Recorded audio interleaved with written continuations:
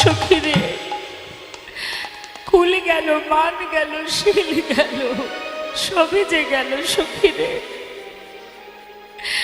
আমি যে কুলবতী, আমি যে আয়ানের ঘরণী, আমি যে ঘরের কুলবধূ। একটি নারীর যদি দুই স্বামী পদে মতি থাকে তাকে কলঙ্কিনী বলা হয়। কিন্তু সখীরে, যে রূপ আমি দর্শন করেছি, যে রূপ দেখা মাত্রই আমা বলতে যা ছিল, নারীর নারীত্ব বলতে যা ছিল, সর্বস্ব যে তার চরণে সঁপে দিয়েছি সখী। এই জগতে গোবিন্দকে যে ভালোবাসে তাকেই যে কলঙ্কিনী হতে হয়।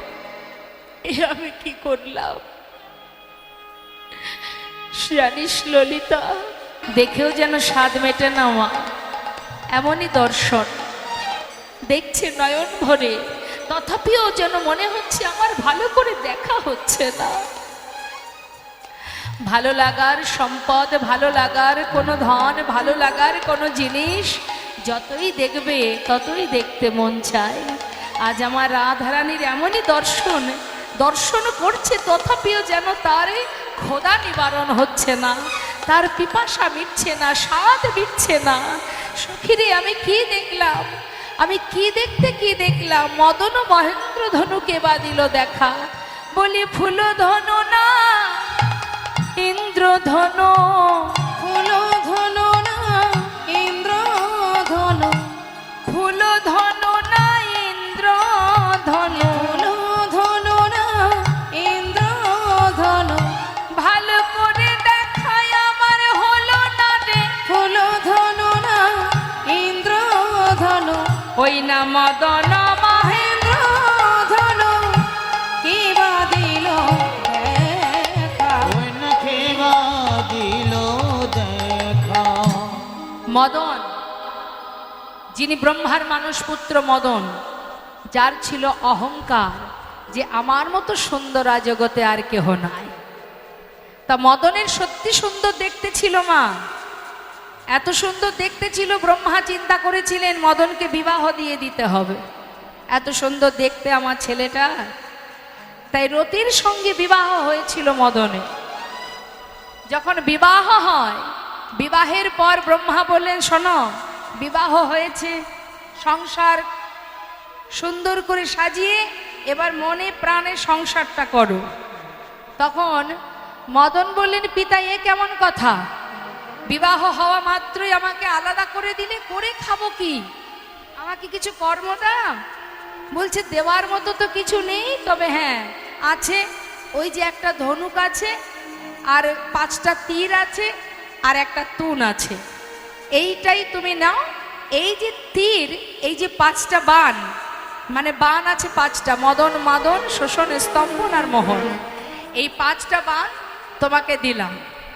এই বাণ তুমি যাকে নিক্ষেপ করবে, যে উদ্দেশ্য নিয়ে নিক্ষেপ করবে, সেই উদ্দেশ্য তোমার সফল হয়ে যাবে। নিতাই গৌর হরি বল।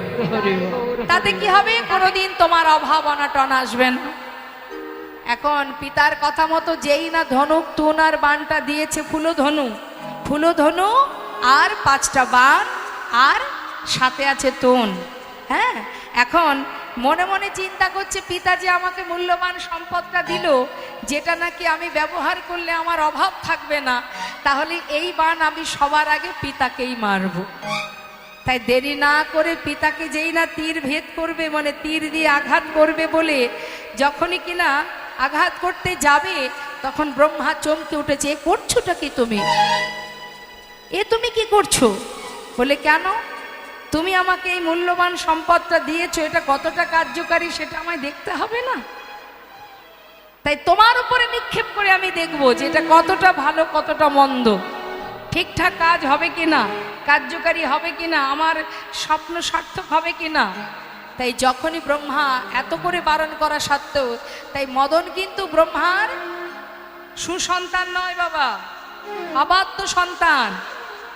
হাজার বারণ করা সত্ত্বেও আছে না, অবাধ্য ছেলেপুলে আছে না, মা বাবার কথা শোনে না।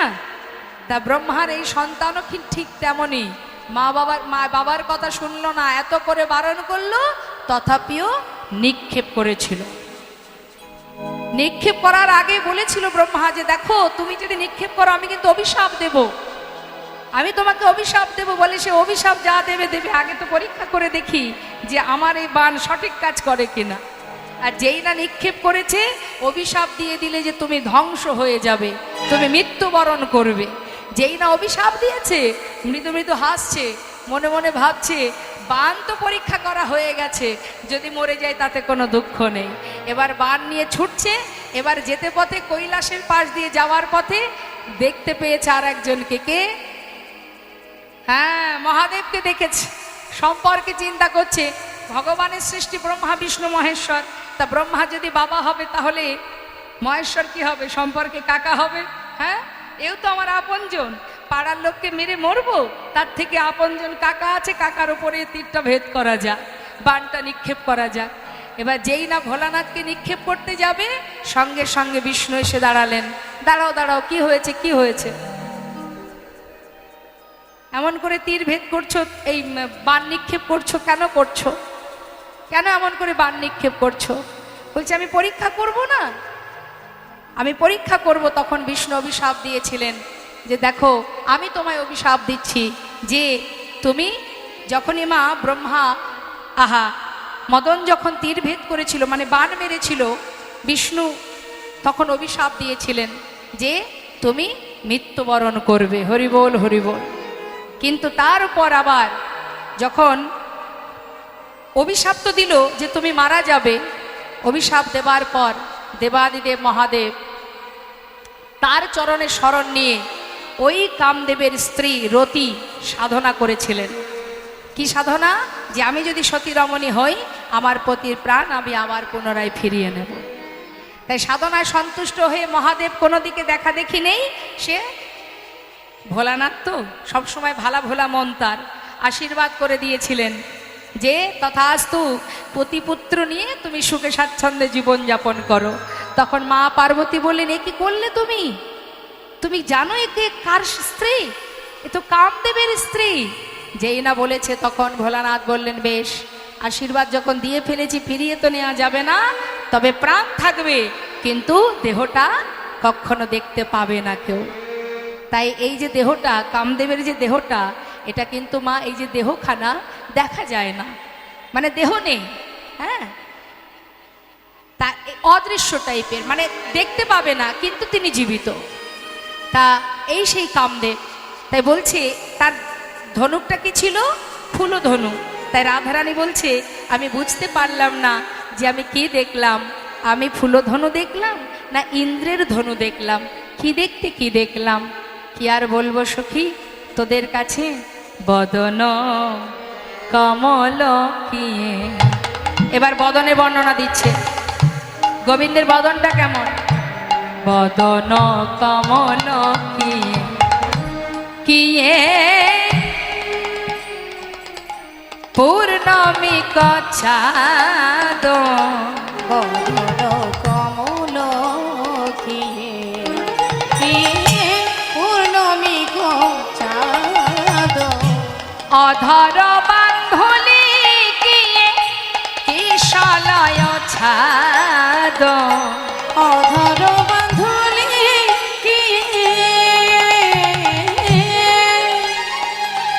কিশলয় চাঁদ। কি বলছে মা? বদন কমল কি পূর্ণমিক চা, আকাশের চা, আর অধর বান্ধলি কি কিশলয় ছাদ। বান্ধলি কাকে বলে জানেন? একটা ফুলের নাম বান্ধলি। বলুন তো বাবা, বান্ধলি ফুল কি? দেখেছেন কখনো বান্ধলি ফুল? দেখেছেন? ওমা, বান্ধলি ফুল দেখেছেন? আমি মায়েদের কাছে জিজ্ঞাসা করছি। ওমা, দেখেছেন বাদুলি ফুল? দেখেননি তো? আচ্ছা, টাইম ফুল দেখেছেন? টাইম ফুল বলে, জানি না এদিকে কি নাম বলে। ঠিক 9টার সময় ফুটে ওঠে, ছোট ছোট গোলাপ রঙের। কি ফুল বলে? আচ্ছা, তাহলে এটাকে অনেকে ডাকে টাইম ফুল বলে, টাইম ফুল বলে। আপনারা যে নাম বললেন, এর আর এক নাম হচ্ছে বাধুলি ফুল। আসল নামটাই হচ্ছে বাধুলি। এখন এই বান্ধুলি বলছে শ্রীমতী রাধারানী যে অধর, অধর মানে এই যে নিচের ঠোঁটটা, এটাকে অধর বলা হয়। তা বলছে আমার পরাণবধূর ঠোঁটটি দেখে মনে হলো যে এটা একটা বাধুলি ফুল ফুটে আছে। অধর ও বাধুলি কি কিশলয় ছাদ। ছোট্ট একটি বাচ্চার যেমন ঠোঁট হয় না, খুব সুন্দর, ঠিক যেন মনে হচ্ছে আমার পরাণবধূর এই নিচের ঠোঁটখানি একেবারে যেন মনে হচ্ছে একটা বাধুলি ফুল ফুটে আছে। আর এই বাধুলি ফুলের মাঝখানে কি আছে তার বর্ণনা করলেন রাধারানী। বাধুলি ফুলের মাঝখানে কি আছে? বাঁশি আছে তো। ঠিক ঠোঁটের মাঝখানে যে বাঁশিটা বাজছে, এবার রাধারানী সেটাকে নিয়ে কি বললেন? তাহে অতি সুমধুর মুরলী কষানে, তাহে অতি সুমধুর ওই না মুরলী কষানে, ভাঙিল আখির লাজ ওরে সখী রে, ওরে ললিতা রে, কি বলবো সেই রূপের কথা, আমার পরাণবধূ যখন আমার নাম ধরে বাঁশি বাজায়, আমার জাতি কুলমান লজ্জা ধৈর্য সবই তার চরণে যায়। ওরে ললিতা রে, আমাতি আর আমি নাই রে, আহা, ভাঙিল আখির লাজ সান্ধাইল কানে, ভাঙিল আখির লাজ সান্ধাইল কানে। সখী রে, ভাঙিল আখির লাজ সান্ধাইল কানে। কানের ভিতর দিয়ে প্রবেশ করে এমনভাবে সেই বাঁশির সুর আমার হৃদয় মন্দিরে প্রবেশ করলো যে আমি যে কুলবতী সতী রমণী, আমার লাজ লজ্জা কুলশীল সব আমায় ছেড়ে দূরে চলে গেল। কি আর বলবো তোদের কাছে, আমার জাতি গেল আর কুল গেল, আমার জাতি গেল মান কুল গেল, ওই মোহনিয়া বাঁশি শুনে জাতি গেল আমার কুল গেল। ওই না মোহনিয়া বাঁশি শুনে, কি বলবো সখী তোদের কাছে, জাতি কুল মান হরি বল। সবই গেল, বলিব সখী তোদের শানে, ওই জাতি কুল মান সবই গেল, নিতাই গৌর হরি বল, হরি বল। তোদের শানে, ওই জাতি কুল মান সবই গেল, সখী তোদের শানে, ওই না জাতি কুল মান সবই গেল, বলবো সখী তোদের শানে, ওই না জাতি কুল মান সবই গেল, সখী তোদের শানে, ওই না জাতি কুল মান সবই গেল, ওই না জাতি কুল মান সকলেই গেল, সকলি গেল, ভাঙিল আখির লাজ সান্ধাইল ওই না কানে। সাদাইল কানে। কি দেখতে কি দেখেছে, আজ সুন্দরভাবে বৃক্ষের ন্যায় তুলনা করলেন তার পরাণবধূর সাথে। হরিবল হরিবল। কিন্তু মা, যারা চোখে দেখে এমন বিভোর হয়েছে, পাগল হয়েছে, উন্মাদ হয়েছে, ঘর ছেড়ে পথের পাগল হয়েছে, পাগলিনী হয়েছেন আমার শ্রীমতী রাধারানী। শুধু রাধারানী কেন, কত যোগীমণি ঋষি, কিন্তু তাকে চোখে না দেখে পাগল হয়েছে এমন কোনো ভক্ত জগতে আছে? আপনারা যে এখানে বসে আছেন এত রাত্রে, সবাই কি আর আছে? সবাই তো নেই, অনেক ভক্ত চলে গেছে। যারা দিনের আলো থাকতে থাকতে চলে গেছে, অনেকে সন্ধ্যার পর পর চলে গেছে, কিন্তু আপনারা এখনো পর্যন্ত বসে আছেন। কেন বসে আছেন? ভালোবাসার মতো ভালো না বাসলে কেউ কি এইভাবে বসে থাকতে পারে? কখনো কেউ পারবে না। আপনারা তো আর আমাকে দেখার জন্য বসে নেই, যার কথা শোনার জন্য বসে আছেন, তাকে এমনভাবে দর্শন করেছেন, এমনভাবে হৃদয় দিয়ে ভালোবেসেছেন, ভালোবেসে ঘন্টার পর ঘন্টা বসে আছেন, কখন সময় চলে যাচ্ছে সেদিকে কোনো লক্ষ্য নেই আপনাদের। তাহলে আপনারা তো তাকে চোখে দেখেননি, শুধু শোনার জন্য পাগল হয়েছেন। এমনই একটা ভক্ত যে শ্রবণ করে ঘর ছেড়ে চিরতরে চলে গিয়েছিলেন গোবিন্দ দর্শনে। অনেক ভক্তই আছে, আপনাদের মুর্শিদাবাদেই আছে পরম ভক্ত পরম বৈষ্ণব, যিনি ছিলেন মস্ত বড় জমিদার কৃষ্ণচন্দ্র সিংহ, যার নাম ছিল লালা বাবু, যে সর্বস্ব পরিত্যাগ করে চলে গিয়েছিলেন শুধু তার চরণ পাওয়ার আশায়। আর এমন একটা ভক্তের কথা বলবো মা, ষড়গোস্বামীর মধ্যে এক গোস্বামী যার নাম হলো রঘুনাথ দাস গোস্বামী, যার নিবাস ছিল, আপনারা যদি বর্ধমান থেকে নৈহাটির দিকে যান, ওই ব্যান্ডেল নৈহাটি ঠিক তার পরপরই একটি স্টেশন আছে যার নাম আদিসপ্তগ্রাম। এই আদিসপ্তগ্রামের বড় জমিদার ছিলেন গোবর্ধন দাস, তার একমাত্র পুত্র হচ্ছে এই রঘুনাথ দাস, ষড়গোস্বামীর এক গোস্বামী। তা শুধুমাত্র শ্রবণ করে কানে শুনে ঘর ছেড়ে চিরতরে চলে যান এবং বৃন্দাবনে গোবিন্দ দর্শনও পান। যার নাম আপনারা সবাই গান, ষড়গোস্বামীর নাম যখন স্মরণ করেন, জয়রূপ সনাতন ভট্ট রঘুনাথ, শ্রীজীব গোপাল ভট্ট দাস রঘুনাথ, এই যে ষড়গোস্বামী, ষড়গোসাইয়ের এক গোসাই হলেন এই রঘুনাথ দাস গোস্বামী।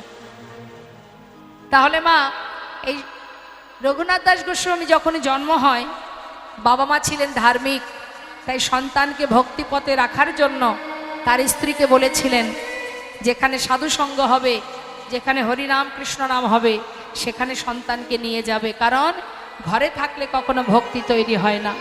এটা কিন্তু সত্য কথা। যদি ভক্তি জগতে সন্তানকে আনতে হয়, যত কষ্টই হোক না কেন, হরিবাসরে তাকে নিয়ে আসবেন। তারা আসতে না চাইলে জোর করে নিয়ে আসবেন। আপনার ছেলে বিদ্বান হবে না, বড় হলে ইঞ্জিনিয়ার হবে না, ডাক্তার হবে না, পণ্ডিত হবে না, কি হবে, আদেও হবে কিনা আপনি জানেন না, কিন্তু যদি ভক্তি রাজ্যে আপনার সন্তানকে একটু এগিয়ে দিতে পারেন, আপনার ছেলে আর যা হোক তা হোক কোনোদিন কুসন্তান হবে না, সুসন্তান হবে। তাই নিজের সন্তানকে ভক্তিপথে রাখার জন্য তার স্ত্রীকে বললেন প্রতিদিন সাধুসঙ্গ করাবে, ভক্তের চরণ ধুলি অঙ্গে মাখাবে, কারণ বৈষ্ণবের চরণ রজ অবনীর সুখ সম্পদ, শুনো ভাই দিয়া কেমন, আশ্রয় করিয়া ভজে তারে কৃষ্ণ নাহি ত্যাজে, আর সবে মরে আর সবে মরে করো। কি বললেন? বৈষ্ণবের চরণ ধুলি মাখাবে, যাও নিয়ে যাও। তা প্রতিদিন ওই ছোট্ট বাচ্চাকে কোলে করে নিয়ে হরিবাসরে নিয়ে যেতেন গোবর্ধন দাসের স্ত্রী। ছোট্ট শিশু, জ্ঞান বুদ্ধি তার হয়নি, অত শত বোঝেও না, কে ভগবান, কোথায় ভগবান, তার ঘর কোথায়, তার পরিচয় কি, সে তো আর অত কিছু বোঝে না, যেহেতু বাচ্চা।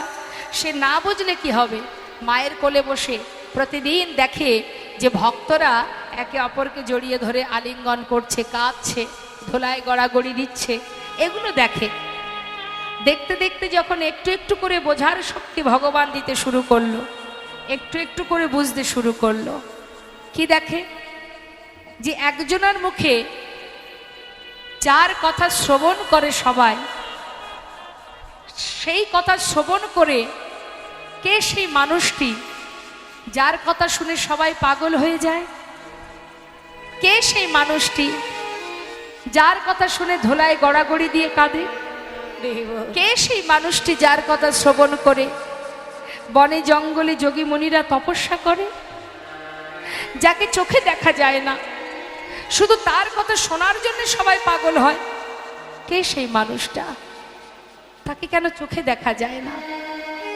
মনের মধ্যে কিন্তু প্রশ্ন শুরু হয়ে গেছে মা, তৈরি হচ্ছে প্রশ্ন, যে যাকে চোখে দেখা যায় না, তার কথা শোনার জন্য সবাই পাগল হয়, তবে সেই মানুষটাকে দেখা যায় না কেন? আমি তাকে দেখতে চাই, শুধুমাত্র শুনবো। ছোটবেলা থেকে মায়ের কোলে বসে শুনেই গেলাম, যার কথা শিশুকাল থেকে শুনলাম তাকে একবার দেখবো না? এই যে মনের মধ্যে বাসনা জেগে গেল, ছেলে আমার পথে পথে পাগলের মতো ঘুরতে শুরু করে দিলেন। মুখে কৃষ্ণ নাম, পথে পথে কৃষ্ণ কৃষ্ণ বলে ঘোরে। এমন সময় গোবর্ধন দাস চিন্তায় পড়ে গেলেন, কি সর্বনাশ, ভক্তিরাজ্যে নিয়ে যেতে গিয়ে ছেলে তো পথের পাগল হয়ে গেল। ছেলেকে যদি ঘরে বেঁধে না রাখি তাহলে আমার জমিদারিকে রক্ষা করবে। চিন্তায় পড়লেন গোবর্ধন দাস যে কি করতে গিয়ে কি হয়ে গেল আমার। ভাবলাম ছেলেকে ভক্তিরাজ্যে রাখবো, একটু যাতে ভগবানের প্রতি ভক্তি ভালোবাসা থাকে। এখন দেখছি ছেলে আমার পথের পাগল, তাকে বেঁধে রাখতে গেলে উপায় কি?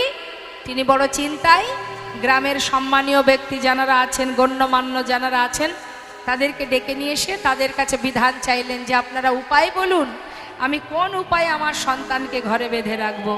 সবাই পরামর্শ দিলেন, এক কাজ করো, তোমার পুত্রকে এক বিবাহ দিয়ে দাও। হরিবল হরিবল। এবার বলুন মা, এটা কিন্তু মায়ের সংসারে পরীক্ষা, আমাদের জাগতিক জগতে ভুলকের পরীক্ষা এগুলো। প্রতি পদে পদে ভগবান তোমাকে পরীক্ষার সম্মুখীনে ফেলবে, তথাপিও যেন তোমার মনটা টলে না যায়, সেই দিকে মন রাখতে হবে। কি করেছে? যেই কিনা সবাই মিলে বিধান দিল যে বিবাহ দিয়ে দাও, দেরি না করে সুকন্যার সন্ধান করে একটা ভালো দিন দেখে তার সন্তানের বিবাহ দিয়ে দিল। নিতাই গৌর হরিব। রঘুনাথ দাস গোস্বামীর বিবাহ হলো। পরের দিন স্ত্রীকে নিয়ে ঘরে এলো রঘুনাথ দাস। বিবাহের পরের দিনটাকে কি বলে মা? আর যেখান থেকে চলে যান যাবেন, হরিবাসর থেকে কখনো যেতে নেই। কারণ জেনে রাখবেন, পৃথিবীতে যা কিছু নিয়ে জীবন যাপন করছি তারা কিন্তু কিছুই আমার নয়। আর এই যে বসে বসে শুনছেন যার কথা, এই জগতে বেঁচে আছেন শুধু তার কৃপায়। তাই সেই আমার আপনজন, তাকে ছাড়া আমরা এক মুহূর্ত চলতে পারবো না। তাই তাকে উপেক্ষা করে, তাকে বাদ দিয়ে ঘরে গিয়ে ঘুমানোর কোনো দরকারই আমাদের হবে না। সময় হলে অবশ্যই যাব।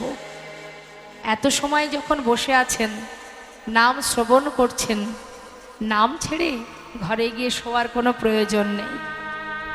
মাথায় রাখবেন, জীবনে সবাই আপনাকে ছেড়ে চলে গেলেও যার কথা এখানে বসে বসে শুনছেন, সে ছায়ার মতো আপনার পাশে দাঁড়িয়ে আছে।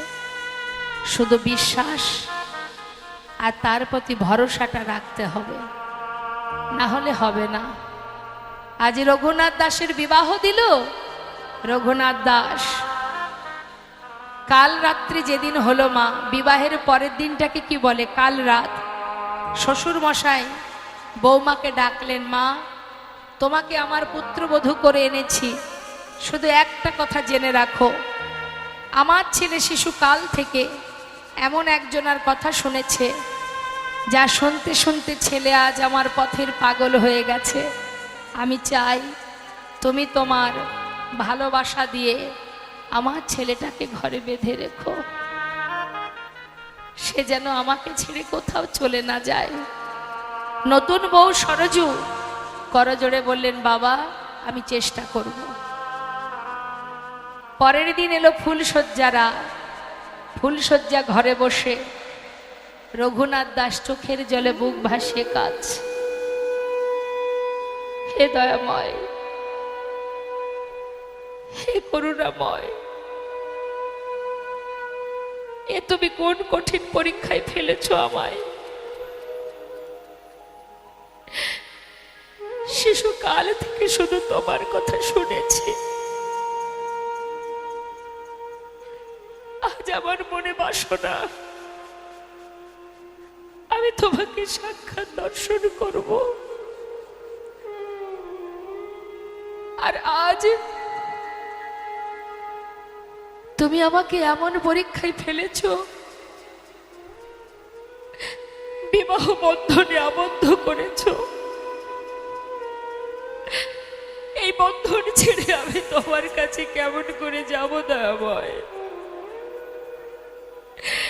তোমার কেমন পরীক্ষা, আমাকে পথ বলে দাও। স্বামীর চোখে জল দেখে নতুন বউ সরজ জিজ্ঞাসা করছে, স্বামী তুমি কাঁদছো কেন? আজ আমাদের তো সুখের দিন, এই আনন্দের দিনে তোমার চোখে জল কেন? তোমাকে কি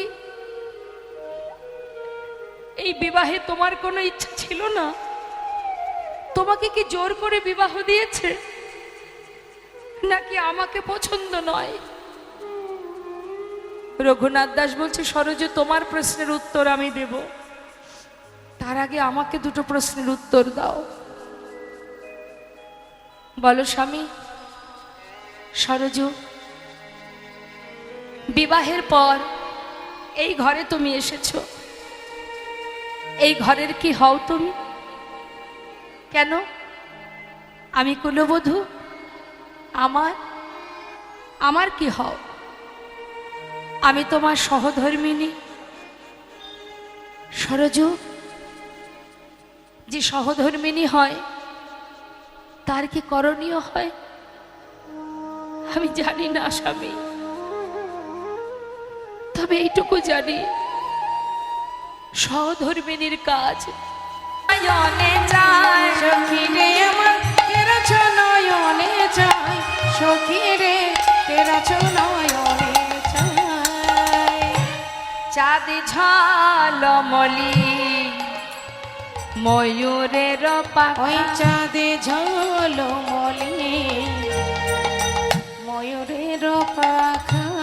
মানে গোবিন্দের মাথায় যে চূড়াটা আছে, চূড়ার উপরে যে ময়ূরের পাখা আছে মা, দেখবেন ময়ূরকণ্ঠী কালার তো, মানে ওই রংটা যখন দেখবেন কি হয়, চাঁদের কিরণে ঝলমল ঝলমল করছে।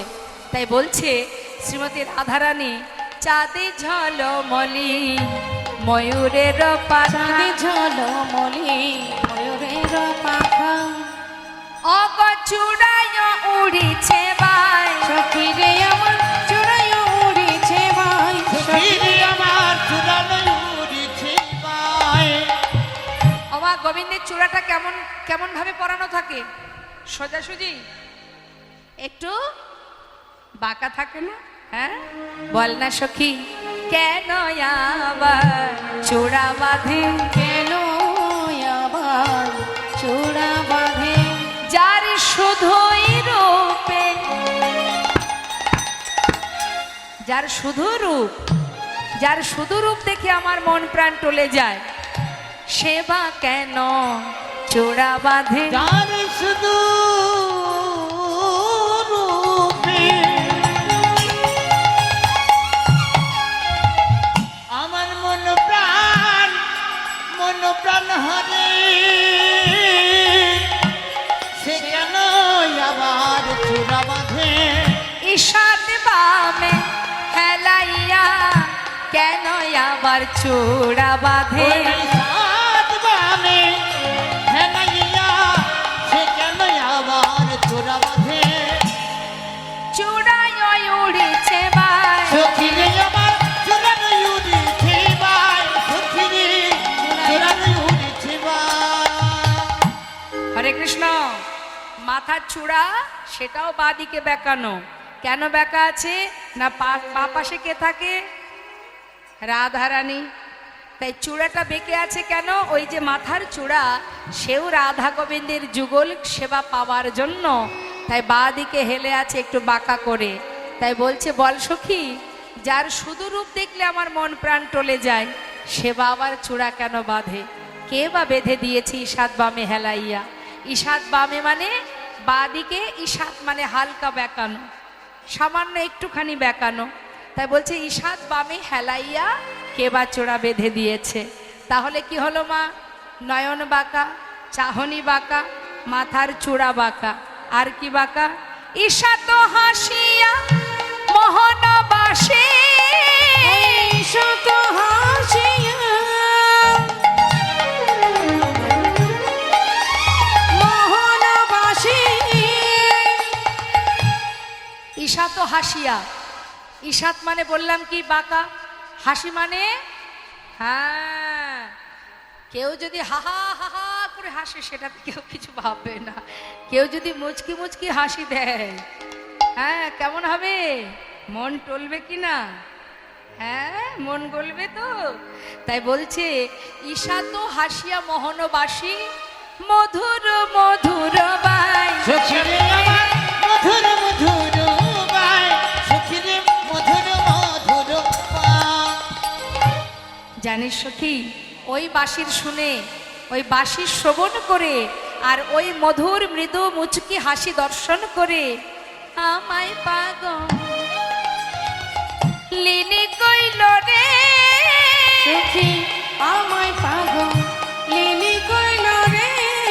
সখী আমায় পাগল পাগলিনী কইল রে।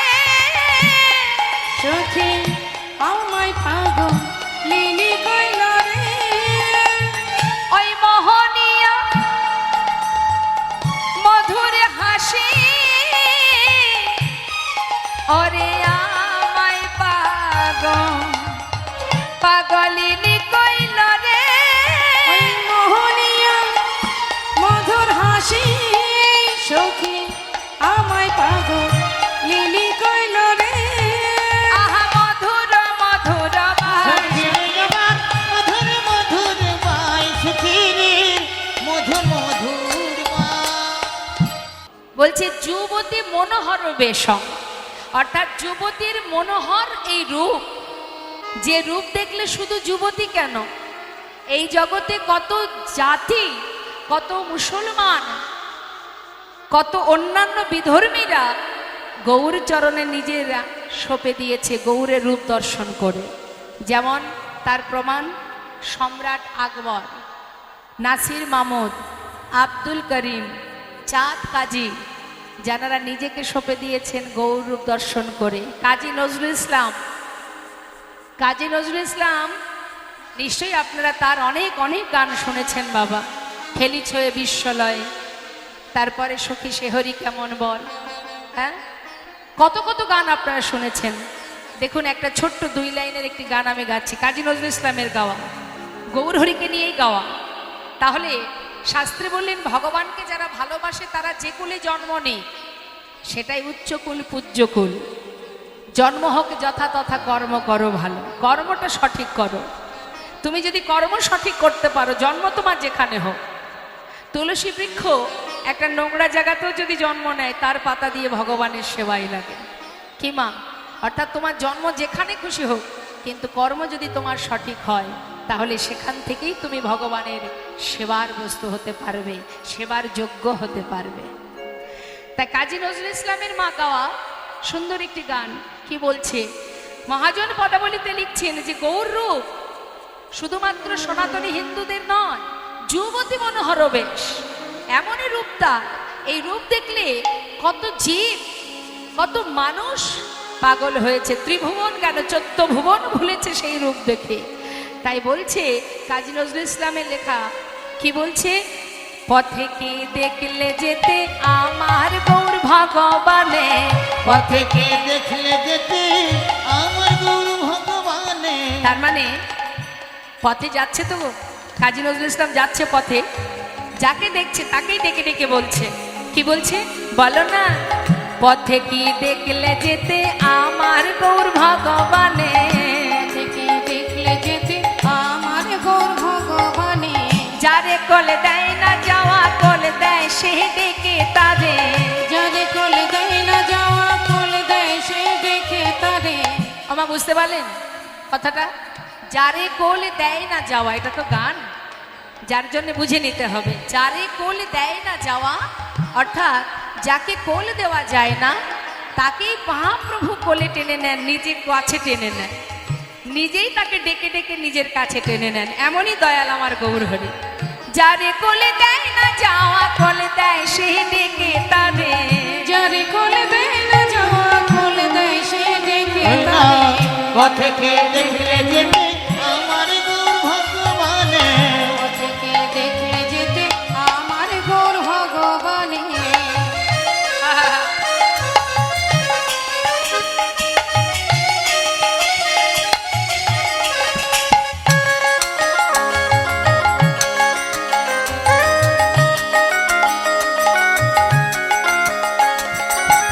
কি বলছে, বলছে আখিরে ঝিনুকে তার অবিরল মুক্তা ঝরে, আখিরে ঝিনুক তার অবিরল মুক্তা ঝরে।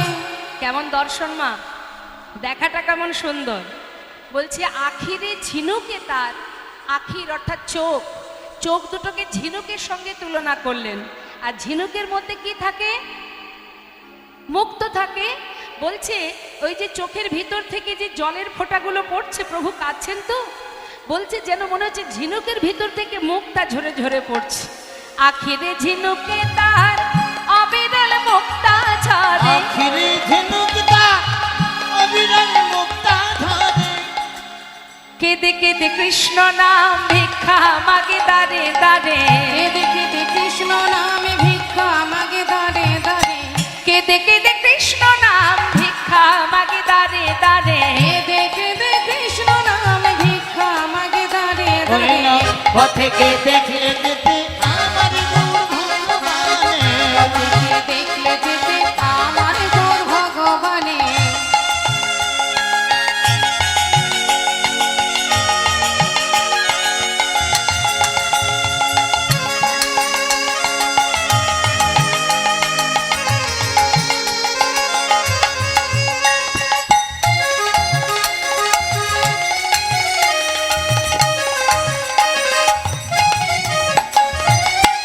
একবার বললে হরি, সবাইকে ডেকে ডেকে বলছেন কাজী নজরুল ইসলাম, একবার বললে হরি যাবে সে ভব পারে, একেবারে বললে হরি যাবে সে ভব পারে, একবার বললে হরি যাবে সে ভব পারে, একবারে বললে হরি যাবে সেই ভব পারে, যারে কোলে দেয় না যাওয়া কোলে দেয় সে ডেকে তারে, যারে কোলে দেয় না যাওয়া কোলে দেয় সে ডেকে তারে। পথেকে দেখলে যেতে আমার গৌর ভগবানে, পথেকে দেখলে যেতে আমার গৌর ভগবানে, থেকে দেখলে যেতে আমার গৌর ভগবানে। কি বলছে? শুধু তাই না, বলছে তার এমনই রূপ মাধুর্য যার রূপ দর্শন করলে ত্রিভুবন ভুলে যায়। পথেকে দেখলে যেতে আমার গৌর ভগবানে, পথেকে দেখলে যেতে আমার গৌর ভগবানে। পথেকে দেখলে যেতে আমার গৌর ভগবানে। আপনারা নিশ্চয়ই শুনেছেন মা, সম্রাট আকবরের সেই সুন্দর লেখা জিও জিও মেরা মন চোরা গোরা, জয় হোক যে আমার মনকে চুরি করেছে, জিও জিও মেরা মন চোরা গোরা, आप ही नाच तो आप रस भरा, ওই ছন প্রভু কো যাই বলি হারি, সম্রাট আকবর তেরা প্রেম ভিখারি। তাই তো আজ নদিয়া নাগরী বলছে, ওরে সজনী রে কি বলবো সেই রূপের কথা, যার রূপ দেখে যুবতীর মন প্রাণ টলে। কি বলবো? শশধর রূপ,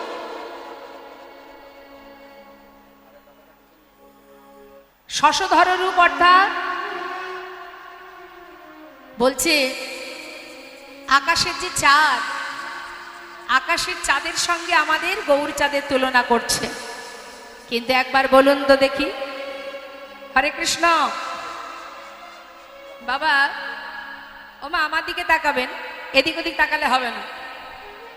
বলছি আকাশের যে চাঁদ আর ইহজগতের যে চাঁদ, দুটো চাঁদের কি এক করা যায় বাবা? যায় না।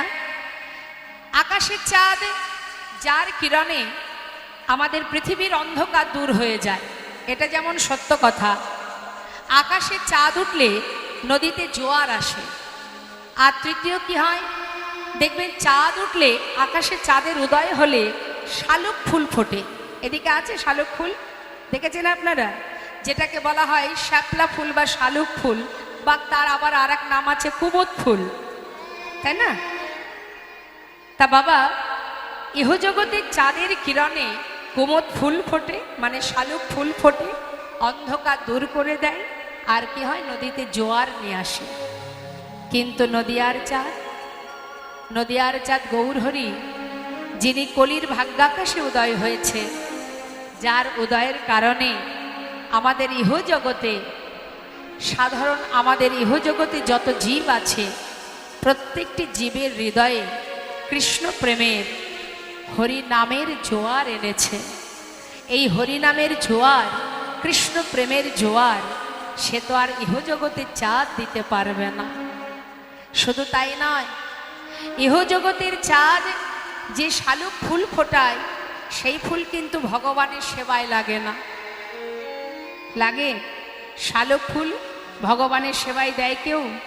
কিন্তু নদিয়ার চাঁদ আমার গৌর সুন্দর আসার পর কলিহত জীব, যে কলিযুগে পাপে পরিপূর্ণ, যে কলিযুগে পাপের ভাগ বেশি, সেই কলিযুগে পাপমূলক যত জীব আছে সব থেকে বড় প্রমাণ জগাই মাধায়, যাদেরকে ফুটিয়ে তুলেছে আবার ভগবানের চরণে অর্পণ করেছে। অর্থাৎ শালুক ফুল ফুটিয়েছে, সেই ফুল আবার ভগবানের সেবায় লেগেছে। মেরেছিস কলসির কানা, তাই বলে কি নাম দেব না? একবার অন্তত হরি বলব। মেরেছিস তাতে কোনো দুঃখ নাই, একবার হরি বলব। যেভাবেই বলবি তাতেই উপকার। হেলাই বা শ্রদ্ধায় যেবা নাম লয়, ক্রমে ক্রমে কৃষ্ণ ভক্তির হয় উপচয়। তুমি অবহেলাতেও কৃষ্ণ নাম করলে তাতেও উপকার। তুমি যদি শ্রদ্ধাই না করো, অশ্রদ্ধাতেও করো, কাউকে ব্যঙ্গ করতেও যদি ভগবানের নাম করো। আচ্ছা তোমা, অনেকের নাম আছে ভগবানের নামে, কিছু কিছু মানুষ দেখবেন তাদেরকে দেখলে ঠাট্টা করে, ব্যঙ্গ করে। ভগবান বললেন ব্যঙ্গ করতেও যদি কৃষ্ণ নাম বা ভগবানের নাম উচ্চারণ করে তাতেও তার মঙ্গল। এটা আমার কথা নয়, শাস্ত্রে বলছেন হেলাই বা শ্রদ্ধায় যেবা নাম লয়, ক্রমে ক্রমে কৃষ্ণ ভক্তির হয় উপচয়। কৃষ্ণ গালি দিতে যদি করে কেউ কৃষ্ণ নাম উচ্চারণ, সেই নাম হয় তার মুক্তির কারণ। তাই গৌর হরি বল। কাউকে ব্যঙ্গ করলে উপকার, কাউকে তিরস্কার করলে উপকার। কিছু কিছু জায়গার নাম আছে ভগবানের নামে, আছে না? কোনো ব্যক্তি যে ভগবানকে ভালোই বাসে না, সে যদি কোনোদিন সেখানে যায়, কোনো ব্যক্তি জিজ্ঞাসা যদি করে ভাই যাচ্ছিস কোথায়, তাকে তো বলতে হবে। যেমন কৃষ্ণনগর, জীবনে ভগবানের নাম যে না করে, সে কোনোদিন সেখানে যেতে গেলে তাকে বলতে হবে যাচ্ছি কৃষ্ণনগর। অর্থাৎ তুমি অবহেলাতেও যদি নাম করো তাতেও তোমার মঙ্গল, যেভাবেই বলবে তাতেই মঙ্গল। তাই আজ বৈষ্ণব মহাজন বললেন যে মেরেছিস মার, একবার হরি বল বল। যেভাবেই বলবি তাতেই তো উদ্ধার হয়ে যাবে। একবার কৃষ্ণ নামে যত পাপ হরে, জীবের সাধ্য নাই জীব তত পাপ করে। অর্থাৎ তুমি একবার বলো, একবার হরিনাম করো, একবার কৃষ্ণ নাম করো। কি সবাই মিলে একবার হরিনাম করা যায়? বুঝতে পারছি ঘুম আসছে, স্বাভাবিক, ঠান্ডা ঠান্ডা আবহাওয়া তো। দেখি একবার হাত তুলুন তো সবাই মিলে, জোরে জোরে হরিনাম গাইবেন, তাহলে ঘুমও চলে যাবে। ঘুম হচ্ছে কলির এক সন্তান, ঘুমকে আহ্বান করা যাবে না। বাবা ঘুমানোর সময় তো আমরা অনেক পাবো যেদিন চলে যাব, কিন্তু জেগে থাকার সময় আমাদের বড় কম। কে জানে কতটুকু সময় জেগে থাকতে পারবো। তাই ঘুমানোকে ডেকে লাভ নেই, হ্যাঁ, ওর জন্য কষ্ট পেয়ে লাভ নেই। দুহাত তুলে সবাই মিলে একবার হরিনাম মহামন্ত্র জপ করবো আমরা। তুলুন সবাই হাত, প্রত্যেকে তুলুন। দুহাত তুলে হাতে তালি দিয়ে সবাই মিলে গাইবে। এই যে ইউটিউবার ভাইদের বলছি, শুধু বসে বসে কাজ করলে হবে না। হ্যাঁ, এটা করছো ঠিক আছে, অন্তত একবার হাত তোলো দেখি সবাই। তোলো হাত, হ্যাঁ তোমরা আগে তুলবে। হ্যাঁ তুলেছো, পিছনে যারা লুকিয়ে আছে একবার হাত তুলতে হবে, না তুললে ক্যামেরা সব বন্ধ করে দেবো। হরে কৃষ্ণ একবার হরিনাম করে দেখো, নামে কত আনন্দ। কৃষ্ণ কৃষ্ণ হরে হরে, হরে রাম রাম রাম হরে হরে, হরে কৃষ্ণ হরে। বলুন,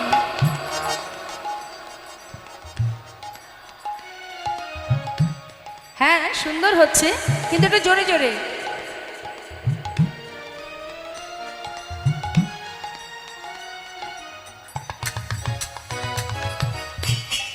কি হয়েছে ঠাকুমা? আমার ঠাকুমার আর চলছে না। হরি বল হরি বল। হবে হরে কৃষ্ণ কৃষ্ণ কৃষ্ণ হরে হরে।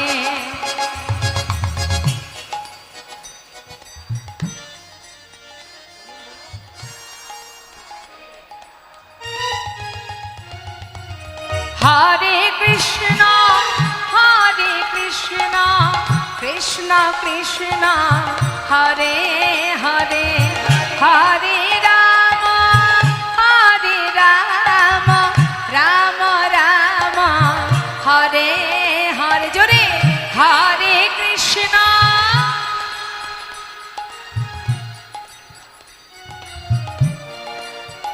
বাবা হরি বল।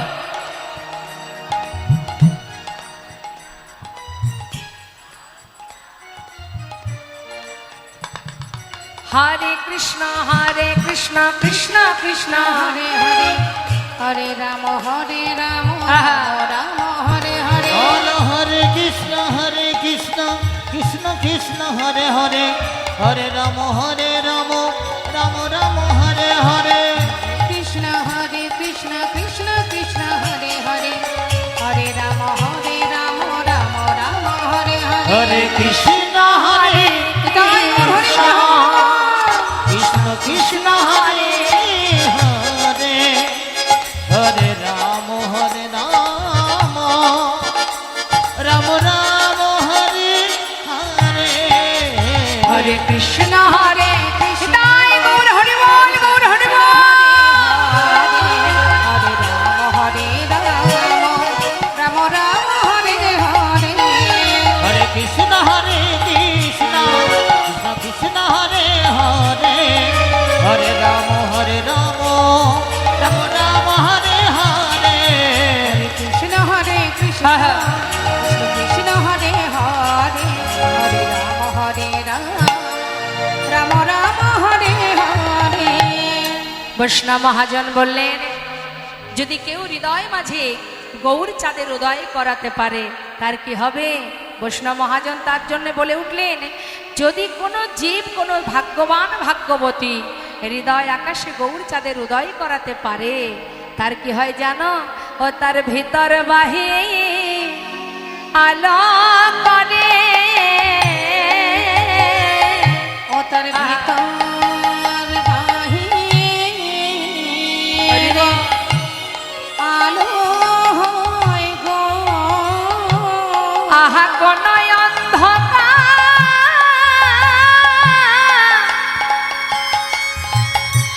থাকে না, ও তার ভিতর বাহে আলো করে। ও তার কোনো অন্ধকারে থাকে না গো। ও তার ভিতর বাহির আলো করে। ও তার কোন অন্ধকার দূরে, আহা সকল অন্ধকার দূরে যাই গো। ওই কোনো অন্ধকার থাকে ওই না না গো। সকল অন্ধকার দূরে যাইব, তাই গৌর হরি বল, হরি বল। অন্ধকার দূরে যাইব। কোনো অন্ধকার থাকে না গো, তার ভিতর বাহির আলো করে। হরি বল, হরি বল। প্রথম নাগরী বলিছে, সজনী রে আমি আর তোকে বলবো কি, ওই রূপে নয়ন দিয়ে আমা বলিতে যা কিছু আমি তার চরণে সঁপে দিয়েছি। সবাই বলে এ জগতের সোনা নাকি সুন্দর, কিন্তু যদি গৌর সোনাকে কেউ চোখে একবার দেখে, কি বলবো তোকে, নিন্দিত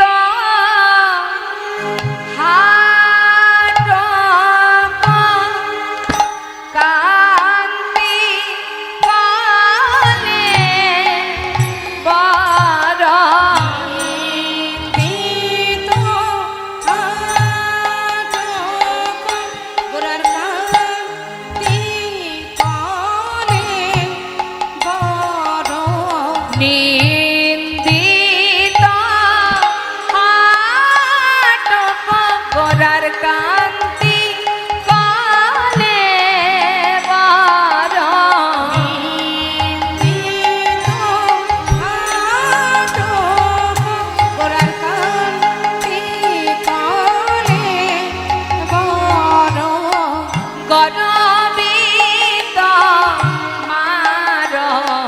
তোমার ওরে সজনে আমি তোমার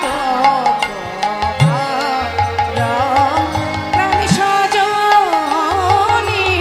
আমি কাঁচা সোনা কিসে বাগনে কথা শোনা কিসে বাগনে আমি কাঁচা সোনা কিসে বাগনে